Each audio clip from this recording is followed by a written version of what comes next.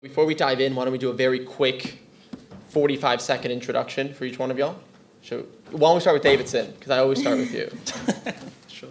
I'm David Sonate. I run a company called Biomoti, actually based on technology from Queen Mary, University of London, and the university we're in today.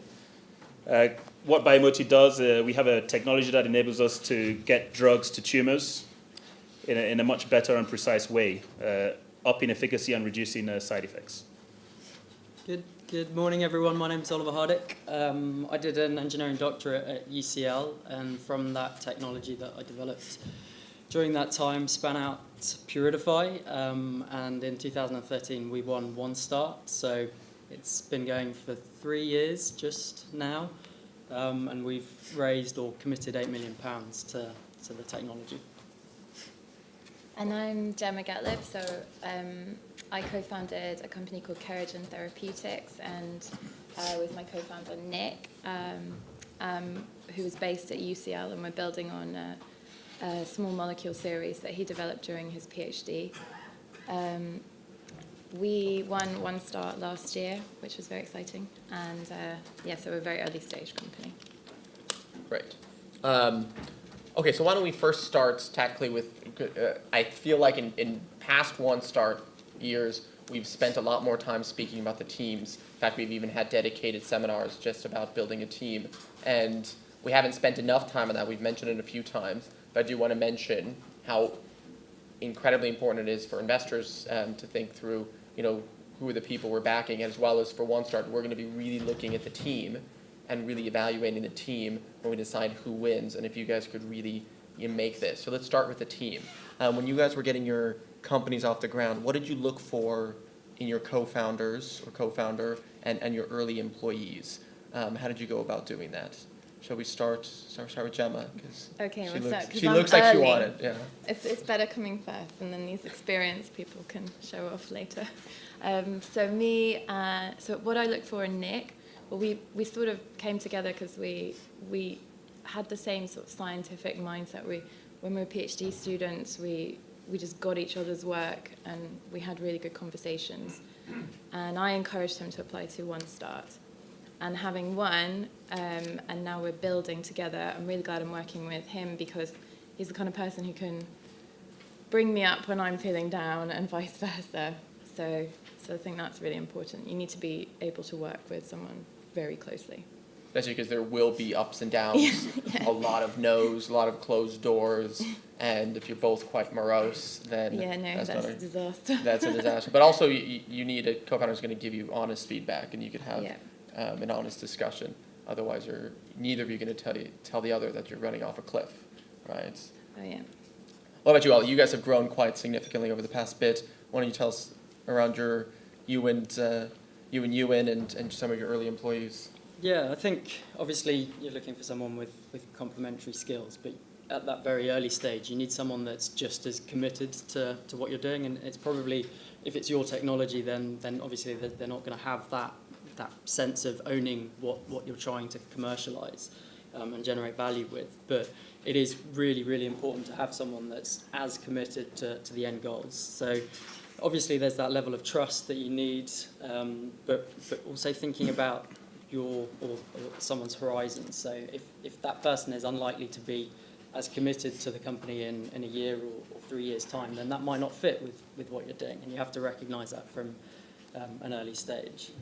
It's a really good point. I mean, these are technology companies and science companies, but they're not, your tech company, right? They're not going to get to exit like Instagram in a year. This is 4 to 8 year horizons at the minimum, and he or she might seem committed today, and as the lawyer spoke about yesterday, make sure everybody's vesting, including the CEO, right? Everybody's options are vesting over a period of time that you're going to have to create that value over a period of time. Davidson, what about you? What were you looking for in a co-founder, maybe? Actually, this is an interesting area. I think I'd probably put my hand up and say I made a mistake of not getting a co-founder similar age to me or similar career level as myself. So I pretty much did it alone. I do have a co-founder, but she is a very senior clinical academic. She's currently actually medical director of the hospital we're in. She's also nationally clinical director of pathology. So I don't see her as often. And it would have helped, I think, as I was going through developing Biomoti, to have someone more on my level that I could bat things through backwards and forwards daily, like Ollie and Ewan, for example.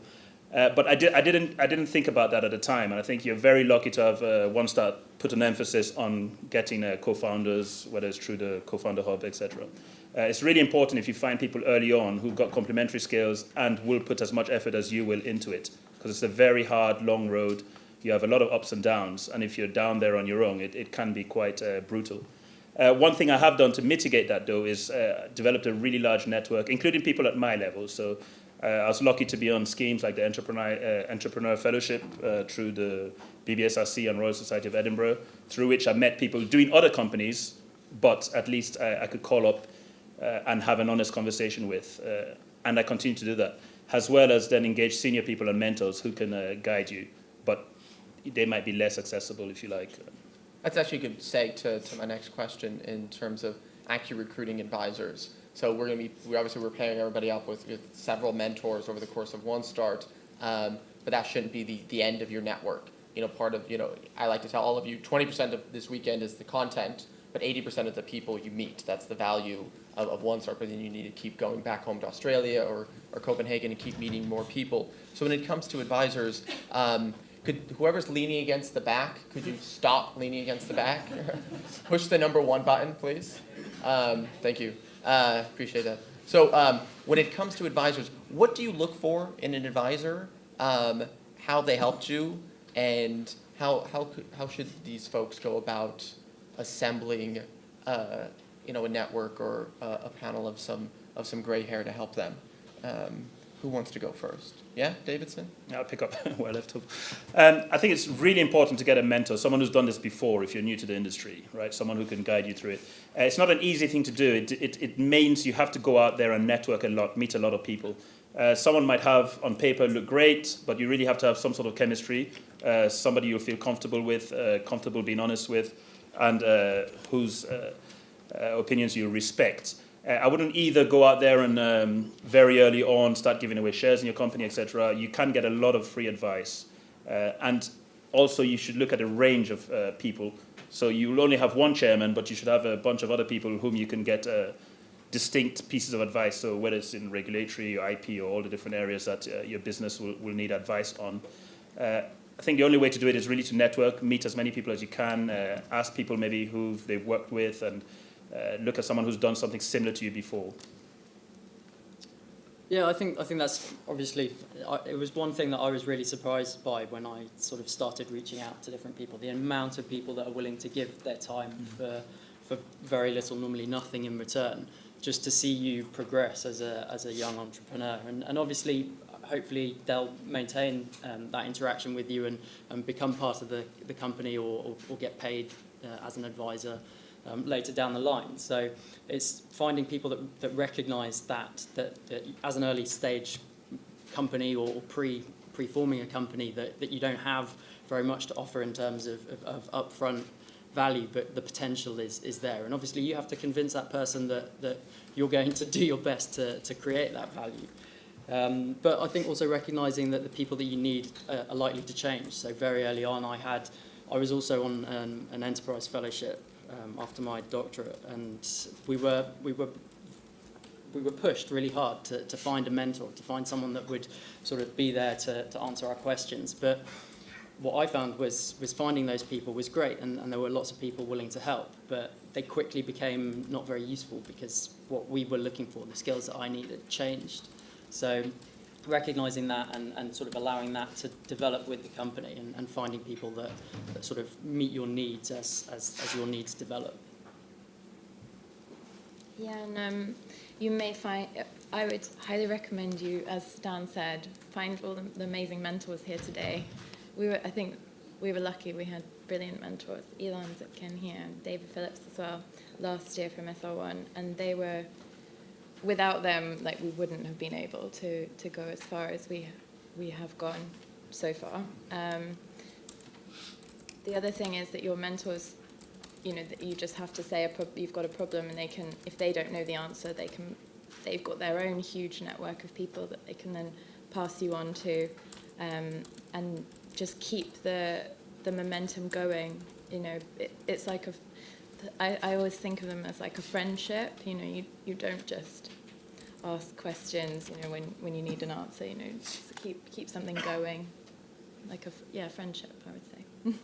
Right. So it's actually really great things with all dimensions. So first of all, just to kind of sum up a bit, because I think this is really critical when it comes to recruiting advisors, because if you get the right advisors, things move a lot faster for you, honestly.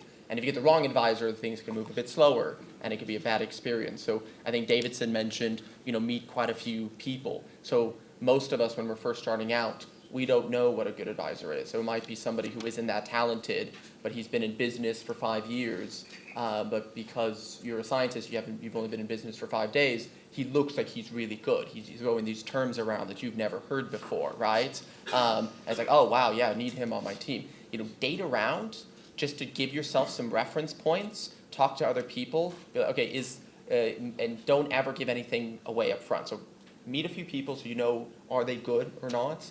And meet a given person that you're interested in working with a few times before you ever commit anything. And certainly don't give them any cash. Anything, you're maybe giving them some coffee, right? You could buy them some coffee. I'll let you do that. But see if they're committed. See if their advice stands up. If they're constantly meeting with you. If you see that you could develop a rapport, and then from there, I would personally advise no cash, ideally equity. They're vested in you. I think you asked a really good question. What's standard market share? You could look that up depending on how active they are. If they're going to introduce you to investors and get you a seed round or an angel round, they're worth a lot to you. If they're going to introduce you to potential customers and partners, that's going to get you your seed round if you close those deals. So they're worth a lot to you. It could be like 0.5% or 1% vesting over 2 or 3 years. Probably no cliff, but you could look into that, right? And you could ask some people, but certainly they should be vested in you. And you don't have any money, so don't pay them. Don't pay them a day rate. Their day rate's like $400 or something, like 400 pounds. Like, you don't have that. And so I wouldn't do that. So date around, make sure you meet them a few times. And Gemma mentioned some great things around their experience, Elon's experience, David Phillips' experience has been really important. The reason you guys are so exciting is you have such enthusiasm, and they're older, they have less enthusiasm, right? They've been beaten down. And but they have experience, right? So they're going to complement your enthusiasm with their experience. Is that a good summary? I'll just chip in, Dan. It is a bit of a catch-22. So when you first start networking and you go around, you'll meet a lot of people who have time for you for free. And just because they're for free doesn't mean they're good. In fact, often it means the opposite. So the really good people in the industry are often very busy. And not, you need to really convey across what is so exciting about your idea, why it's so special, to get their interest, for them to commit some time to you. So it's something to bear in mind. They won't forcefully charge you because of the level at which you are. And as Ollie said, people are willing to help you at this early stage. But you really need to be very special, or at least be able to convey why you're special to get these really good people's interest. Yeah, and I don't think it's bad to compensate them. Make them feel like they're vested in you if you give them some options. I think that's a good thing, that they want to share in your upside. But yeah, find good people. Find a CEO. See if you can find a biotech CEO who could have breakfast with you once a month, who's experienced. Okay, let's move on, because we want to open this up to questions as well. So let's move on to demonstrating early traction. So let's say you're here, you're at one start, you're at the boot camp, or you haven't really raised much money, maybe you have some data from the lab, or you've developed your software and your digital health product, you have some prototype or device. What should you be thinking about in these first 3 to 6 months to demonstrate some early traction, to convince maybe seed investors or early employees to get excited? What were you guys thinking about in those initial months? I think probably where your holes are. So you know what you can do, but with your mentors, try and get them to help you identify where all the gaps in your knowledge and expertise are, and then try and build some sort of strategy to overcome those gaps or holes in your knowledge. I think that's a good thing to build early traction. Be honest with yourself too. Where are your gaps? So I think that comes back down to people as well. Obviously, everything at this early stage is all about meeting as many people as you can to sort of build your route forwards and build advocacy in what you're doing. But obviously, you need that interaction. You need to start seeking out potential customers or future potential customers of the technology that you're developing, and actually having sort of referenceable feedback from them to sort of put in front of other people that you're trying to convince to sort of allow you to continue along that process is really important. In my case, I think I spent a lot of time trying to build credibility. So I remember going to the first networking event I went to. No one would talk to you, and who are you, and where, you know, it was this one day. That still happens to you. Probably. So I think it takes a while. When people see you often, they start realizing how serious you are about it. Make sure you're communicating what you're doing very simply. So I think as scientists, sometimes we get very complex in explaining what we're doing, or sometimes we can try to hide a bit too much what we're doing. Nobody's going to steal any of your IP. You wouldn't say anything that would endanger you registering IP, but you should be able to convey succinctly to people you're talking to what it is you're doing and what's exciting about it. So you need to work on that, your elevator pitch, if you like. But be serious, build credibility, and that comes often just by people seeing you over and over again. And each time they see you, maybe you've got something new to say. We've done this. We've moved on. We've shown this next step or progression in our business. Okay, we've talked about, trying to demonstrate this traction. So could you guys give us some examples of what you guys have done to hustle and, either get things for free or get an advisor or make things happen? And as a startup, you kind of got to be a magician. It's not about making something into something more. It's actually making something out of nothing. And so do you guys have any examples of how you've kind of pulled these rabbits out of the hat, gotten free stuff or stolen anything?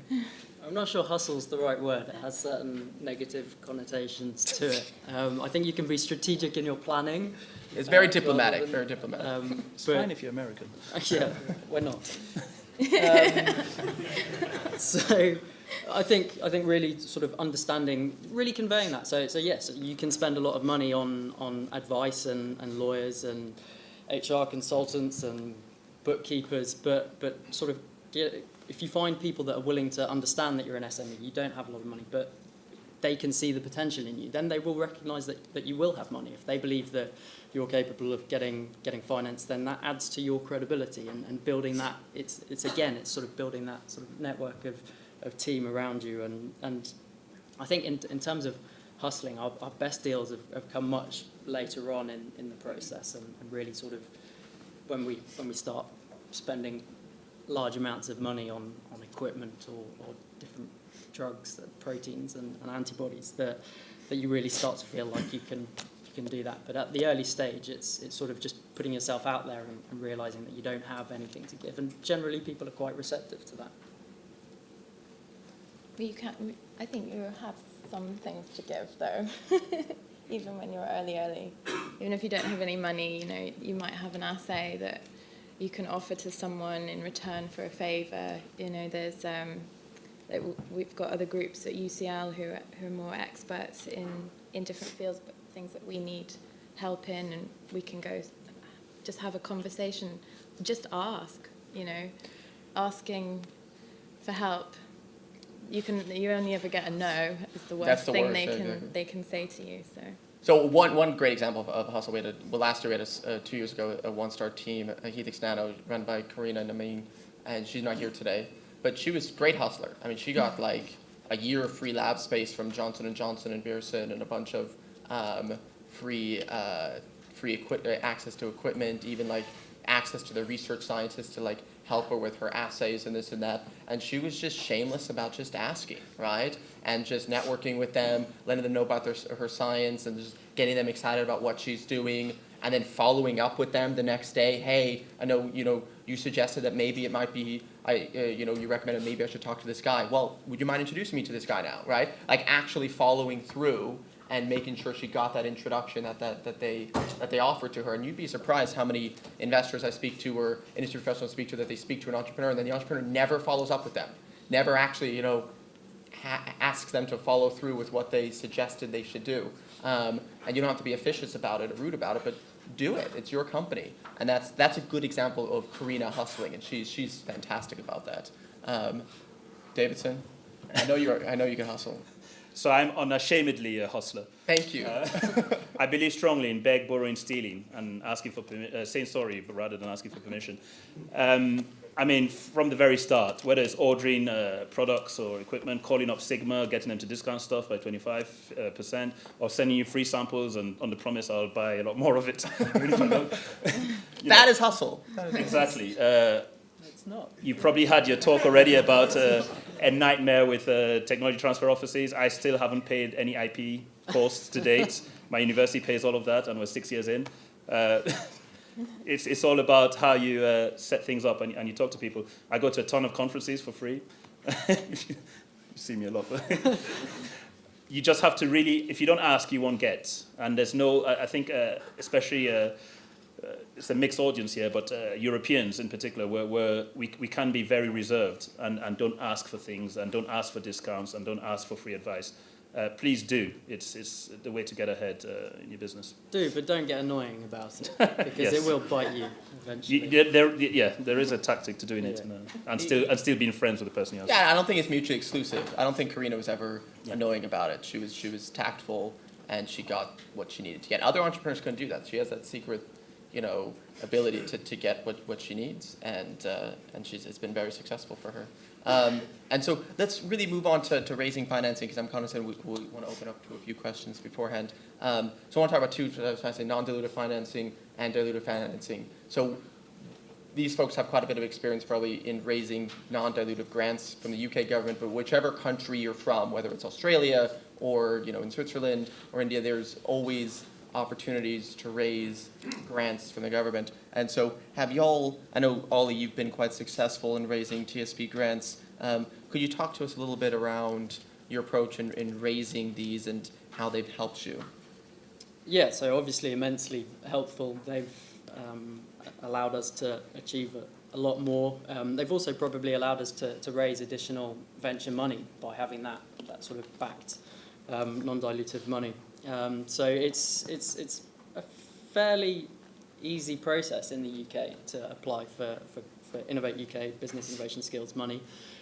If you compare the application process, it's about the 10th of the length of the European grant funding. And the management of the project is generally fairly simple as well. It's just a case of getting experience with doing it, speaking to other people that have been through the process and understanding. There's a 40-page guidance document for a 10-page application. It essentially spells out exactly what you have to do to be awarded the project. And as long as you fall within scope, then there's a good chance of that. But it's also a little bit about politics and making sure that your company is known to the people that are making these decisions about grant funding. So again, it comes down to network people and making sure you're sort of interconnected in some way to people that are involved with awarding things like that. I guess part of it is knowing how to write the grant as well. Yeah, but there's a 40-page guidance document which tells you how to do it. So and yes, you get better at it, and I'm sure people will, if you ask, will share previous applications with you to give you that sort of that basis to work from. But Horizon 2020, so Innovate UK is in a position of an unknown future at the moment. Certainly at the moment, previously it's all been non-dilutive money, just matched funding. So let's say you have £60,000, they give you £100,000, which is just free, no strings attached. That's likely to change. Probably not for the early awards like the Smart Awards, but certainly for the bigger awards, it's going to become more of a loan, either a zero interest loan or a convertible loan system. So that's changing, and it really highlights the need that the UK needs to access European money more and more now. Graham mentioned it in the previous panel. It's a very arduous process in terms of application and also managing, so it's very likely that you're going to need a third party to do that for you, but it doesn't mean it shouldn't be putting people off. The UK needs to get more money from Europe. Let's quickly talk around dilutive financing and raising your initial seed round.